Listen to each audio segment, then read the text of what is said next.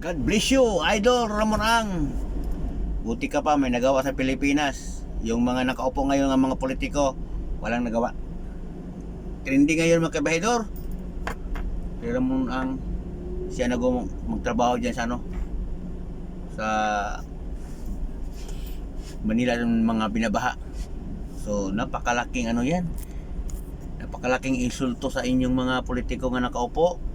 Bilyon-bilyon yung pira nga na nyo, nakulimbat, baha pa rin, di ba? Kaya ang masasabi ko lang, napakalaking kahihiyan kayo mga politiko na kaupo dyan. Hindi lang politiko, pati yung mga regional director ng mga DPWH, nakano yan ng mga pira na yan eh, di ba? Sa mga opisina, nagkapira din mga yan, 100%.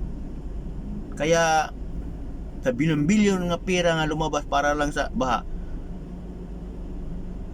palpak, di ba? Yung sa suna naman ni Presidente, di ba? Inamin naman niya, palpak talaga, laking gastos. Kasi inukurap, hindi lang politiko, mga direktor, representatives, lahat-lahat yan. Sinong nakaano dyan? Kaya ngayon, mahihiya na kayo. Kasi si Ramon Ang na ang magkagastos dyan, gumagawa. Diba? Nakakahiya.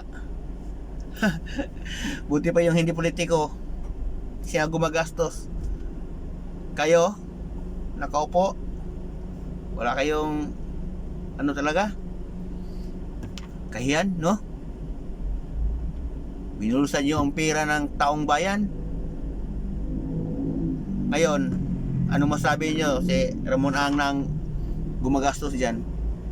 Hindi na kayo nahihiya? Mag-resign na kayo lahat dyan, pati yung mga direktor ng DPWH, resign na kayo. Nakakahiya na. Hindi politiko ang volunteer nga siya na maglinis dyan sa mga daanan ng baha para hindi na bumaha, di ba? Salute ako sa'yo, Ramon Ang. Sana ikaw maging presidente para wala ng kurap. Kasi pag bilyonaryo, hindi na yan kurap, lalo na si Ramon Ang. Hindi na kailangan pera yan. Daming pera na yan eh. Biro mo, panahon pa ni Duterte yan, dami na yang tinutulungan dyan sa ng mga tao, sa mga government. Dami na siyang tinutulungan. Kaya kayo nakaupo, mahiya naman kayo. Itong tao nito hindi politiko, yan pa ang malaki ambag sa Pilipinas. Samantala kayong mga politiko nga nakaupo, wala kayong ambag, kundi pagkurap lang, pagnanakaw lang. Ngayon sa Senado, Kongresa, sa Kongreso, bangayan lang ang nagawa nyo. Investment, ano ba? Investment ba yun sa PBB Sara? Yan lang ang nagawa nyo.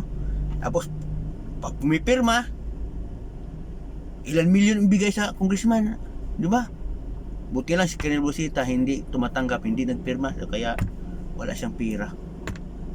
So ang namirma, mga kurap yan, huwag natin iboto sa 2028, di ba? Kasi pumirma sila, yung mga kurap yan. Kaya yan lang mga kabedor. God bless you, Idol Ramon Ang.